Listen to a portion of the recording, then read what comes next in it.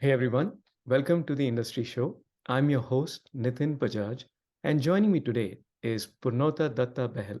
Purnota, welcome on the show. Thank you, Nitin. Thanks for having me.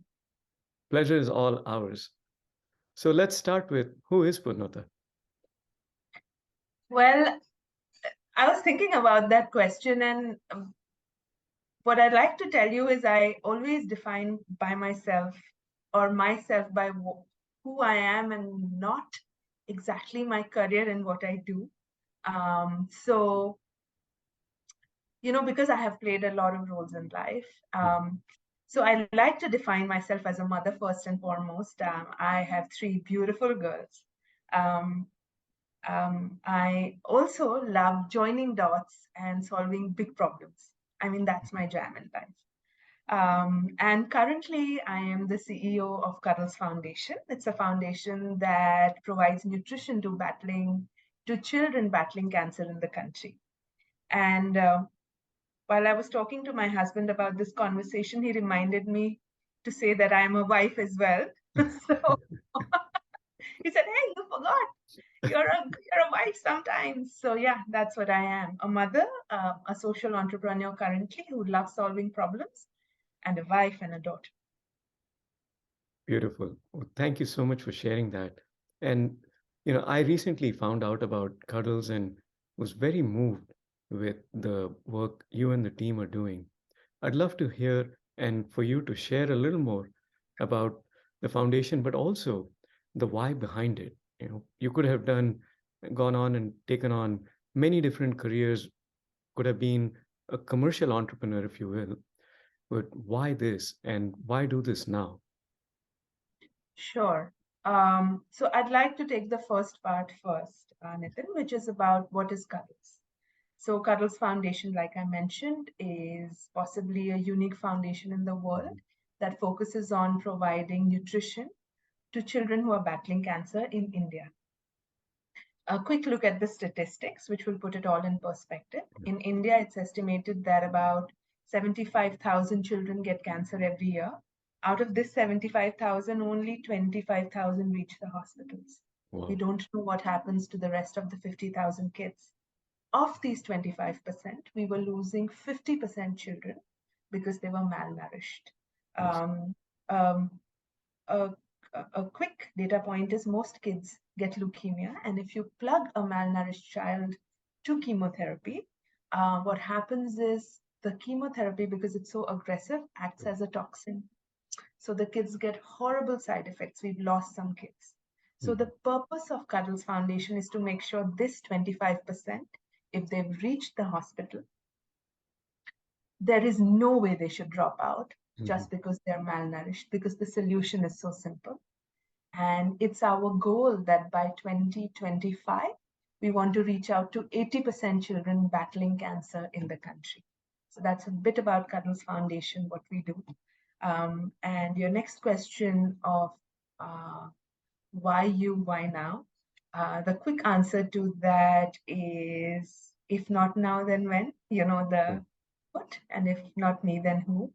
Um, I wish I had a more deeper answer to that.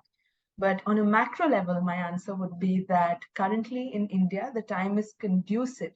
There's a lot of information about cancer, how curable it is, and the government is putting in a lot of effort and a lot of resources behind treatment. So the time now is right to complement it with nutrition so that more and more children are able to complete treatment and get well. Because guess what? Childhood cancer is really, really, really curable. Again, amazing cause. Was really moved and still am when I heard that this is a problem, this is a need. Really glad that you and the team are working on it. And congratulations for your 10th anniversary. Thank you. Thank you. It was a big one, a very special one. Yes. So kudos to you and the team again for helping these children, saving these lives, and making a true impact, not just for them, but their families, their friends. And especially when, as you said, this is a very simple and easy problem to solve if we put the right resources behind it. So kudos to you. You talked about the size and scale and the numbers, And, I would love for you to tell us what is the one big challenge you and the team are facing? My number one challenge, Nitin, from the beginning is no different than any other entrepreneur, social or otherwise, Hmm. faces, which is talent. Yeah. We find it really hard to get talent. I would say that the challenge is slightly more complex for us because we are not able to compensate what the market compensates. Hmm. So there is a very tiny intersection of a Venn diagram of really qualified, having work experience, having had worked at a certain level, and not being the primary caregiver or the primary bread earner of the family. Hmm. And the intersection of it is so small, and we've traditionally had to hire from there. Um, at Cuddles Foundation, we do not compromise on talent Hmm. because we deeply believe that to solve the biggest problem, you need the brightest minds. True. And so this challenge from the beginning continues to be a challenge. However, I would say now that it's becoming better because there's a lot of awareness about things like how much is enough? What do I do? What do I want to do with my life? Do I want to keep spending these 12 hours doing what I have been doing? Those are questions that professionals are asking and moving towards philanthropy. And again, this cause, as any, will really move and touch the heart. So, uh, yeah, great to hear that the talent is moving your way. Now, on the flip side of challenges come opportunities, and would really love to hear what's that most exciting opportunity that you're looking at and driving towards. You know, Tech has always excited me, Nitin. In my Hmm. past life, I was also with a tech-driven Yes. organization, and I am really excited to see how we are able to take this simple solution that we have created in India and take it globally through Hmm. tech. So we have developed an app which is called Food Heals app, which Hmm. automates a lot of what we do, right from assessing the grade of malnourishment to a child Hmm. to really giving dietary recommendations. And now we want to take this, we want to open source it, we want to hive it off, and we want to give it to other countries Hmm. who are solving the same problem but don't have the resources. The other thing that's personally exciting me about this opportunity is that in India, we are used to having these large organizations like Bill and Melinda Gates, Hmm. etc., come from developed countries and saying, here is a solution. This is one of the opportunities where we are seeing India shining and where something developed in India will now be taken to developed as well as underdeveloped countries to say, here is a simple solution. Great example of made in India for the world. That's Yeah, awesome. that's exciting. Punata, as we look forward on, what you are building, what your team is working on, and spreading it across, I'd love for you to take a moment and reflect back and look at and share with us two examples. One that exceeded your own expectations, and another one that did not work out as you had expected and was a failure, became a lesson.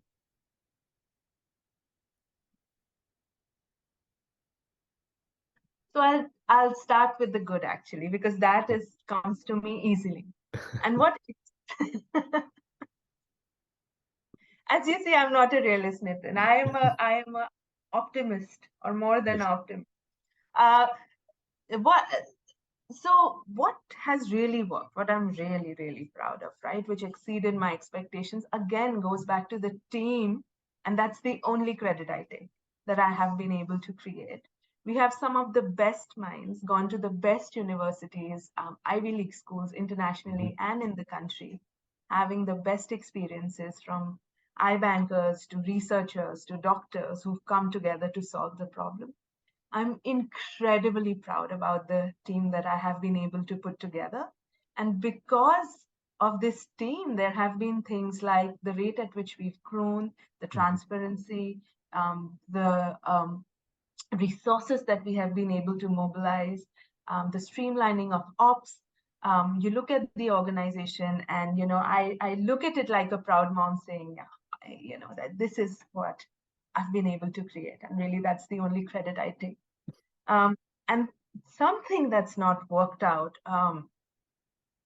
when I look back again, will have to do with the team. Mhm. In the past, in the very recent past, we've had an experience where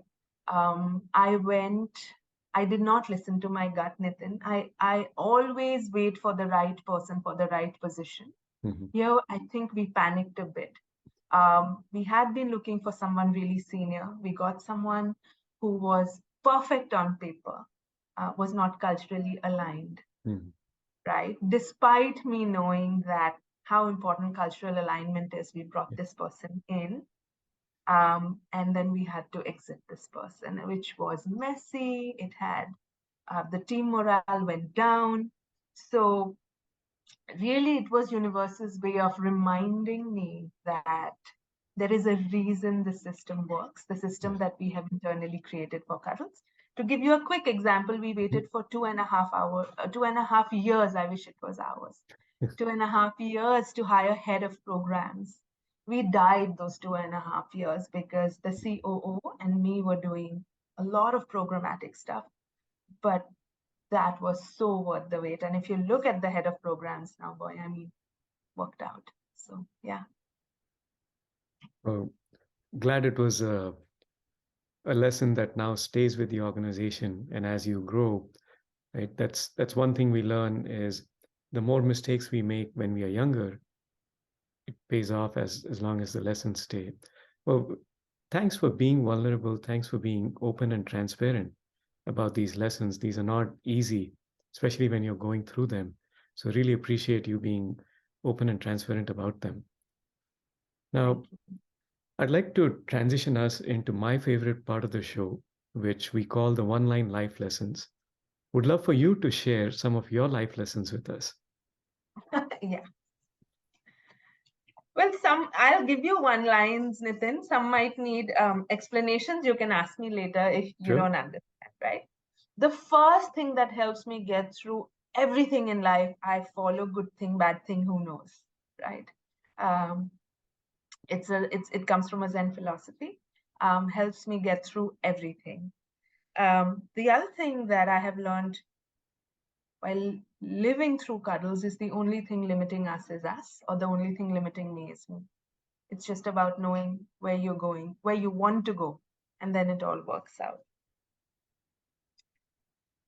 The third one is, if you can spot it, you've got it. Right? Helps me a lot. Fourth is really a famous book, and again, is a Zen philosophy that says, be here now. And the fifth reminder I give myself is life is an upward spiral. Beautiful. Love So every those, single one of them. sorry? I said, love every single one of them. Oh, okay. Thank you. Thank you. You know, one reason why we came up with these one line life lessons was how do we get something that's simple yet profound and can often be the difference between where you're headed in your professional but also your personal journey. And the one lines that you shared with us fit exactly in that domain. So thank you again for sharing those. You're most welcome. I had fun thinking about those, Nitin, to say what drives me, and like what have I Mhm. learned, and what are my beliefs, and how do we distill it in one line? Yes. Not easy most times, but if you have clarity of thought, they just flow, and it's very obvious that you do. And it's also obvious in the work and the impact that you and the team have created and continue to work on. So, Purnota, kudos and congratulations for all that you have accomplished till now. And I know a lot more success is coming here pretty soon. Thank you again for making the time to be with us, for sharing your journey, your story, and your life lessons with us. We really appreciate it. Thank you, Nitin. I mean, this is an awesome opportunity because very few people know that malnourishment and childhood cancer is an issue. And people like you help us amplify and help us reach this message to thousands of people out there. Yes. So thank you for this opportunity. No, thanks again. Thank you. And this is a very insignificant contribution. And I'm sure many more people will join this tribe that you have created to essentially eliminate this problem. So thank you again. Thanks, Nitin.